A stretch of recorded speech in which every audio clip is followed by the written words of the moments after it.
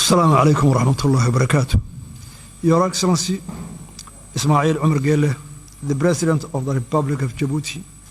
Your Excellency madaxweynaha Soomaaliland Mudane Muuse Biixi Cabdi markii hadalkiisa uu bilaabay waxa uu mahad celiyay madaxweynaha dawladda Djibouti Ismail Omar Guelleh oo shirka martigeliyay isla markaasina shir gudoominayay kulanka. sidoo kale waxa uu mahad celiyay madaxda iyo diblomaasiyiinta kale ee ka socda dawladaha caalamka ee shirkaasi gacanta ka geystay isla markaasina halkaasi ku sugnaa kuwaasi oo badankoodu ka socday midowga Afrika, IGAD, Mareykanka iyo midowga Yurub. madaxweyne Biixi ayaa hadalkiisa waxa uu ku bilaabay Mr. President and Chairman as well. mudane madaxweyne iyo gudoomiye marka ugu horeysa farxad weyn ayay ii tahay halkan inaan idinla joogo maanta si aan uga qayb qaato si wadista wada hadallada u dhaxeeya Soomaaliland iyo Soomaaliya. ogolow inaan u mahadnaqo madaxda ka socota wadamada gobolka iyo qaaradaha kala duwan ee dunida. sidoo kale madaxweyne Biixi waxa uu sheegay inuu si dheeraad ah ugu mahadnaqayo mudane Ismail Omar Guelleh madaxweynaha Djibouti iyo dadka reer Djibouti sida diiran ee walaaltinimada la ugu soo dhaweeyay magaalada caasimadda ah. We may be separated by land and sea, nothing will diminish the importance. inkasta oo laga yaabo inaan bad iyo dhul aan ku kala duwanahay haddana waxba uma dhimayso doorka muhiimka ah ee aad ciyaartaan. waa inaad sii wadaan kartidaasi iyo dadaaladaasi aad wadaan ee ah inaydu nabad iyo xasilooni ka keentaan qaaradda Afrika. gobolku waxa uu la silcayay caqabado isku dhafan oo aan hore loo arag kuwaasoo isugu jira cudurka COVID-19 iyo arrimaha deegaanka iyo dhaqan-dhaqaale. wada shaqaynta gobolka iyo wadajirka ayaa si degdeg ah loogu baahan yahay in lagu hogaamiyo dadka nugul mustaqbal barwaaqo iyo xasilooni ah. bilaabista wada hadalladan dhexdhexaadinta iyadoo ay meesha ku jirto taageero caalami ah waa arrin muhiim u ah sugidda mustaqbal sii waara iyo in la fuliyo waajibaadka adag ee mudan in la dhiso xiriir nabadgelyo xasilooni oo dhaxmara dadka Soomaaliland iyo Soomaaliya. The duty of building a safe, secure and stable relationship for the people for Somaliland and Somalia. Excellencies, allow me to stress the current phase that we are mudane ogolow inaan muujiyo soona bandhigo taariikh kooban oo ku saabsan sida aan ku soo gaadhnay halkan maanta aan joogno. Jamhuuriyadda Soomaaliland waxa ay xornimadeeda ka qaadatay boqortooyada Ingiriiska 26 Juun 1960. ogeysiinta madaxbannaanidaasi waxaa durbadiiba laga diiwaangeliyay qaramada midoobay 35 wadan ayaana aqoonsaday Soomaaliland. Notification of that independence was duly registered with the United Nations and 35 countries recognized Somaliland. Somaliland waxay si iskeeda ula midowday Soomaaliya 1 Juulaay 1960 si ay u samaystaan Jamhuuriyadda Soomaaliya. midnimadaasi looma marin hab sharci ah. sidoo kale ma jirin sharci qeexaya midnimo oo si rasmi ah loo saxiixay. sidaas awgeed hanaankii midayntu muu buuxin shuruudaha uu farayo sharciga dalalka iyo shuruucda caalamiga. As the Act of Union was never formally signed, therefore the unification effort fell short of the requirements mandated by domestic and international law. From the beginning, bilowgiiba midnimadu si hagaagsan uma shaqaynin maadaama dadka reer Somaliland si weyn loo dulmay. dadka reer Somaliland waxa ay muujiyeen sida ay uga xun yihiin midowgaasi dhacay iyagoo si xad dhaaf ah uga codeeyay dastuurkii cusub ee haftida loo qaaday 1961. waxa kaloo ay galeen halgan buuxa oo ka dhana Jamhuuriyadda Soomaaliya. tani waxay dhalisay burburkii Jamhuuriyadda Soomaaliya ku dhacay 1991 iyo soo celinta madaxbannaanida Jamhuuriyadda Somaliland 18 May 1991. 18 May 1991.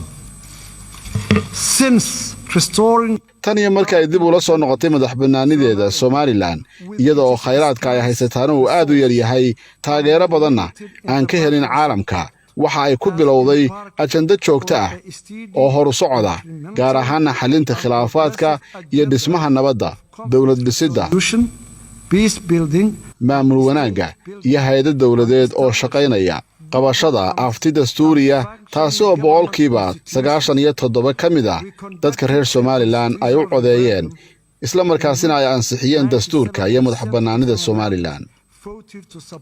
muddada ay jirtay Somaliland waxa ay qabatay wareegyo badan oo doorashooyinka axsaabta badan oo u dhacay si xor iyo xalaal ah. 3 wareeg oo doorashooyinka madaxtooyada ah, 2 wareeg oo doorashooyinka golayaasha deegaanka ah iyo doorashooyinka baarlamaanka. Jamhuuriyadda Somaliland waxa kaloo ay abuurtay jawi wanaagsan oo u suurageliyay ganacsiga gaarka loo leeyahay inuu kobco iyo maalgashiga caalamiga ah oo socda.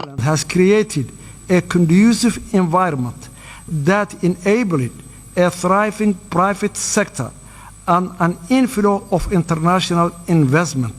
Somaliland waxay door muhiim ah ka ciyaartay nabadda iyo xasiloonida gobolkan, waxayna door lama ilaawana ka qaadatay la dagaalanka argagixisada, burcadbadeednimada, tahriibinta dadka, dambiyada dhaqaalaha ka dhanka ah iyo noocyada kale ee dambiyada abaabulan.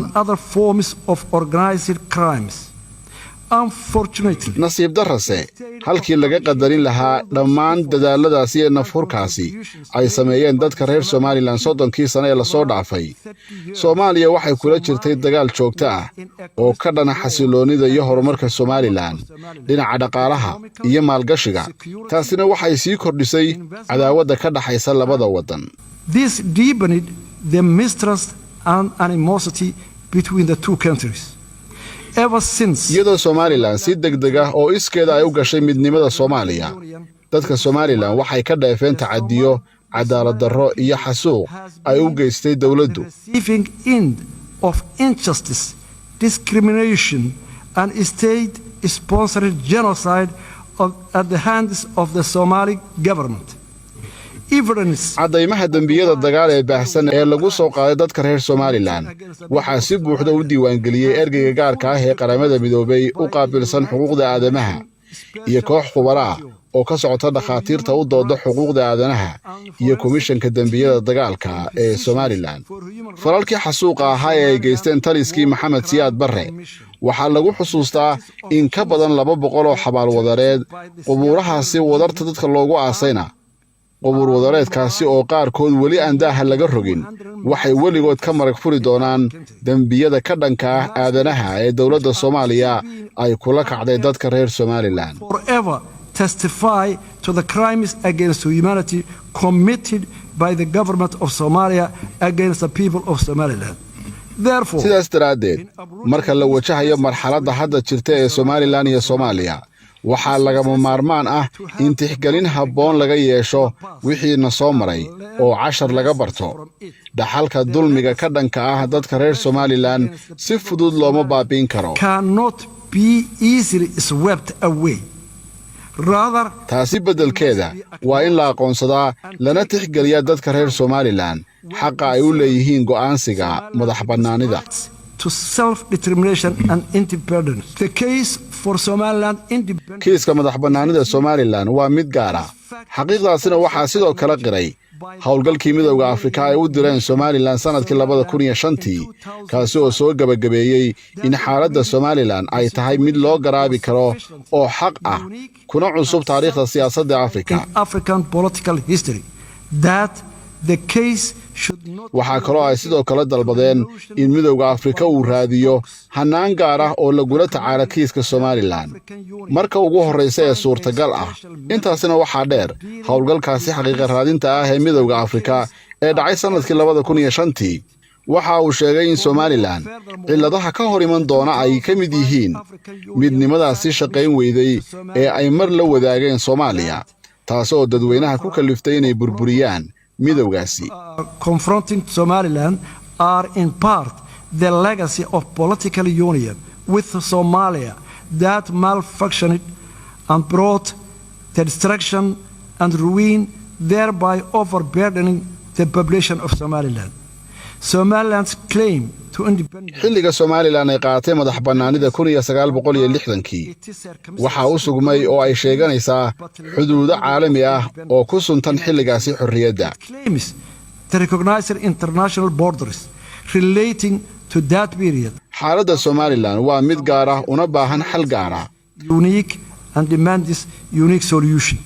It does not create tusaale uma noqon doonto mana abuurayso khilaafyo kale oo ka yimaada xuduudaha Afrika ama meelo kale qadiyadda sharciga ah ee Somaliland ee madaxbannaanida waxay waafaqsan tahay shuruucda caalamiga ah Somaliland waxay buuxisay shuruudaha dawladnimo sida ku xusan heshiiskii Montevideo ee 1933 of 1933.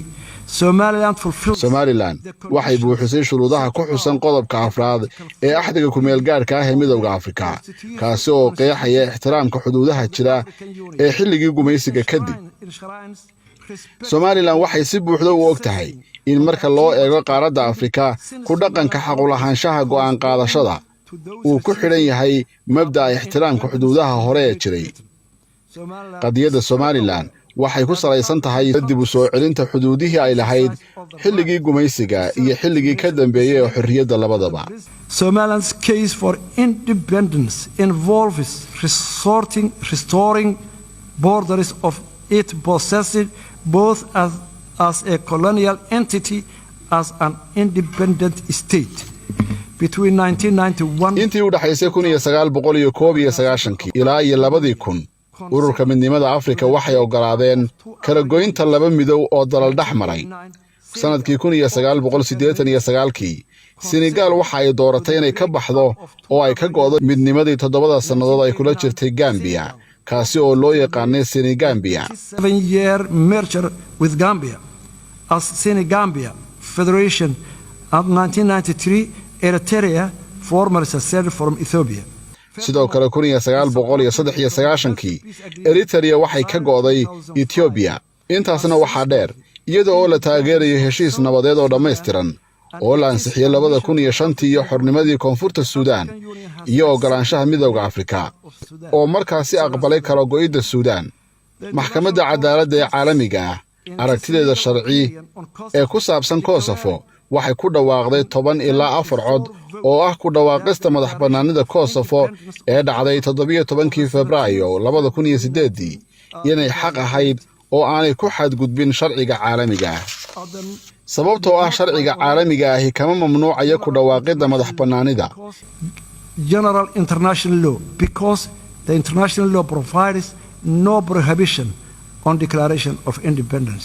Furthermore, inta waxaa kale oo jira kiis kale oo ah guddigii xallinta khilaafaadka ee shirkii nabadda ee Yugoslavia waxay soo saareen fikrado taxane ahaa oo ku saabsanaa ansaxnimada sheegashada dawladaha cusub ee madaxbannaanida iyo shuruudaha aqoonsiga guddigu waxa uu go'aamiyey intii ka dambeysay kala go'idii Yugoslavia waxaana ay u tixgelisay inuu ahaa kala saarid laba wadan waxaana ay u diiday in loogu yeedho gooni u goosad the commission determined inter alia the break up of Yugoslavia was case of dissolution rather than cession. raadinta Somaliland madax bannaan ma aha kiis gooni u goosad ah laakiin waxay tahay ka noqoshada midow siiskii u dhacay oo u dhaxeeya laba dawladood oo madax bannaan qaar badan oo ka mid ah wadamada xubnaha ka ah midowga Afrika ayaa iyaguna ah wax soo saar ka soo baxay midow fashilmay a number of African Union member states are also the product of failed union Mali Senegal waxaana ka mid ah wadamada Mali Senegal Gambia iyo Masar dhammaantood waxay ka soo baxeen midow ay dal kale la galeen iyadoo xuduudooduna ay xadidan tahay midowga Afrika wuxuu kale oo aqbalay madaxbannaanida dhulal aan weligood hore u helin madaxbannaani buuxda kadib guuldarro ay kala kulmeen hankoodii ahaa dawlad midaysan inay ku jiraan oo ay ka mid ahaadaan jamhuuriyadda Somaliland waxay isticmaashay xuquuqdeeda dhaxalgalka ah ee go'aan qaadashada ku salaysan hordhaca bayaanka qaramada midoobay ee ku saabsan xuquuqda aadamaha kaasi oo soo baxay 1948 Universal Declaration of Human Rights. Somaliland waxaa muddo dheer ay ku dooday in jamhuuriyadda Soomaaliya ay ahayd laba wadan oo midoobay guuldarrooyinka ka soo gaadhay dawladnimadii ay wax ku darsatay waxay sabab u noqotay dib u soo celinta madaxbannaanida jamhuuriyadda Somaliland waxaan aaminsanahay in furaha mustaqbal waara iyo nabaddu ay ku jirto wada hadal daacada oo dhex maray Somaliland iyo Soomaaliya iyada oo la raacayo hanaan dhexdhexaadin oo leh dhexdhexaadnimo iyo damaanad Somaliland waxaa ka go'an inay nabad kula noolaato Soomaaliya. Si kastaba ha noqotee, Somaliland waxay ku adkaysanaysaa in wadahadalku uu noqdo mid u dhigan hab laba dowladood oo leh ajende la taaban karo oo wax ka qabanaya arrimaha aasaasiga ah ee xudunta u ah khilaafka. With a substantive agenda that addresses the core issues of the dispute. Today, maanta sideen uga gudbi karnaa wadahadalkan haddii heshiisyadii hore ee lagu kala saxiixday London, Istanbul, Ankara iyo Djibouti aan weli la dhaqan gelin? Waxaan si kariya laaba u soo jeedinayaa in hanaan dhexdhexaadineed oo culays iyo kafaarad qaad leh lagu diyaariyo wadahadalkan wareegga cusuba. Waxaan uga mahad celinayaa Soomaaliya raaligelinta ay ka bixisay dhibaatadii foosha xumayd ee hore u soo martay Somaliland. Jiilka cusub ee Soomaaliya dabcan mas'uul kama aha wixii jiilkii ka horreeyay ay sameeyeen, laakiin qirashada khaladaadka jiilkii ka horreeyay ayaa ah mid weyn oo si kal iyo laaba ay uga mahadnaqayaan dhammaan reer Somaliland. balse qirashada lafteeda ayaa ah mas'uuliyadda wixii waxyeeladii foosha xumayd ay keentay. erayo keliya kuma filna. tallaabooyinka foosha xumaa ee waagii hore waxay u baahan tahay wax ka badan erayo la yidhaahdo, waxaanay u baahan tahay ficil. Responsibility for the damage that horror caused. Words are not enough. ictiraafka iyo taageeridda madax bannaanida Somaliland waxay qaadan doontaa waddo dheer si looga bogsado dhaawacyadii hore, loona oggolaado labadeeda dowladood inay noqdaan mustaqbalka kuwa kala madax bannaan balse isku tolan oo dana badan ay iskaga xidhan yihiin. kalsooni ayaan ku qabaa inaan mustaqbal ifaya oo darisnimo iyo walaaltinimo leh u wada dhisi karno dadkeenna iyo dariskeenna iyo dhammaan waddamada gobolka. waanad mahadsantiin. We can build a bright future together as a brotherly, neighboring nations and for our own people and our region. Thank you very much.